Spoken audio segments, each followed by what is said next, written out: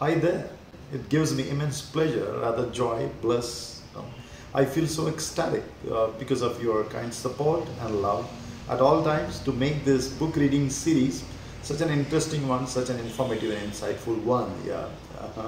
So welcome to the 97th book in our book reading series, and as you know that we have touched upon very subtly on different genres, be it spirituality, be it science, be it healing or holistic evolution, or maybe mysticism, or maybe management. Yeah. So I have been going through this podcast series of one of my very favorites, and what a beautiful person he is. I'm talking about Ranveer Alabadi. I bumped on this wonderful podcast of Seema Anand. In 2-3 years, I have been following Seema Anand on her Instagram, and so, ladies and gentlemen, this is the book we are going to pick up today. A little sensitive, but someone has to speak up, and I believe in putting the things as they are, so that definitely it will have tremendous value and tremendous benefit to all age groups, especially those who are into mid-20s and above, newly married, or maybe those who are celebrating silver or maybe golden jubilees of their married life. I think some of you would have guessed it very right. I'm talking about the very famous book of Seema Anand. That's basically the Arts of Seduction. The Arts of Seduction. Okay, this is really wonderful, because I personally believe that one of the major factors, attributes of successful married life is that one should be able to make the sexual life very blissful, isn't it? Yeah. And believe me, when I went through this book, the porn industry, the porn stuff, it's such a big joke. Many things are bloated enough, exaggerated, especially when it comes to men, sexual organs. They have been bombarded by all these messages, that how to enlarge those organs, because they have to sell their, products, the porn industry I'm talking about. And though this book is not new or some kind of a surprise to me, because I've been listening to Osho since more than 3 decades now, and one of his greatest books, from sex to superconsciousness, and I've been listening, been a great eye opener for me since then, when I got married. Before that, so by the grace of God, life is going on very well. So what's there in this book? So who is Seema Anand? Seema Anand is a London-based mythologist and narrative practitioner. She is an acknowledged authority on the Kama Sutra and lectures on Eastern erotology, tantric philosophy, and the Mahavidyas, among other subjects. Her work on the revival and reproduction of oral literature from India is associated with the UNESCO project for endangered oral traditions. You can definitely follow her on her YouTube channel, Facebook, all kinds of socials. So the Arts of Seduction is a guide to having a great sex. In the 21st century, it seeks to make what has been largely reduced to an act of instant gratification a rather more pleasurable experience, drawing inspiration from the Kama Sutra, whose groundbreaking attitudes towards sex remain relevant thousands of years after it was first composed. The book delves into numerous techniques and refinement that elevate sex to an altogether different level, ladies and gentlemen. Whether it is innovative course for love messages, the effects of applying perfumes to different parts of the body, the many different types of kissing, where and how to massage your lover's feet, or what kind of jewelry to wear during love making. Accessible, sensuous, and full of surprises. The Arts of Seduction will forever change the way you think about love and love making. When I went through this book, definitely it is not limited, to women, definitely to men, and all kinds of genders can benefit from this book, And what Seema Anand says, that Kama Sutra, although a treasure trove of the Arts of Seduction, is not an easy book to read.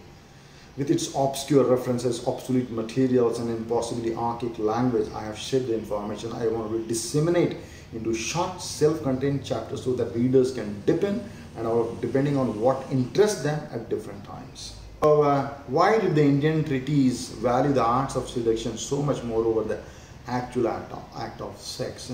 Actual act of sex is just a subset of the overall ocean of pleasurism, or maybe if I can call it, bliss or ecstasy. Yeah.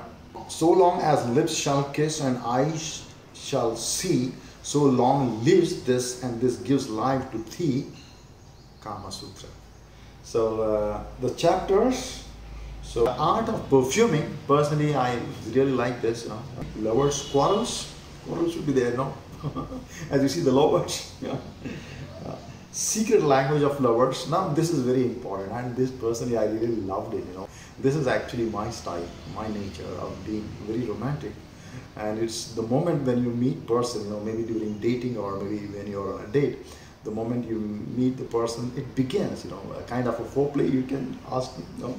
So love bites, erotic nerves, the phases of the moon, scratching in the art of love making, the art of the curved fingers, kissing, oral sex, feet, the art of thrusting, pillow talk, porn and arts of seduction, sex and food.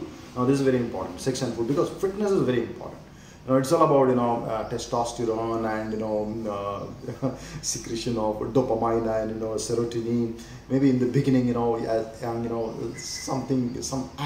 some activities when it comes to making would be raising or these hormones, but later on you get used to it and you seek some newness into it, and that newness, let me tell you, at least my experience, that conversations, very compassionate, interesting, insightful, deep, vertical as well as lateral conversations, as much as diverse possible. Therefore, really, get turned on when I meet someone who is spiritually so deep and talks from the heart, not from the organs. 64 skills, the jewelry she is talking about. So I don't want to be a spoiler. Why don't you just grab your copy?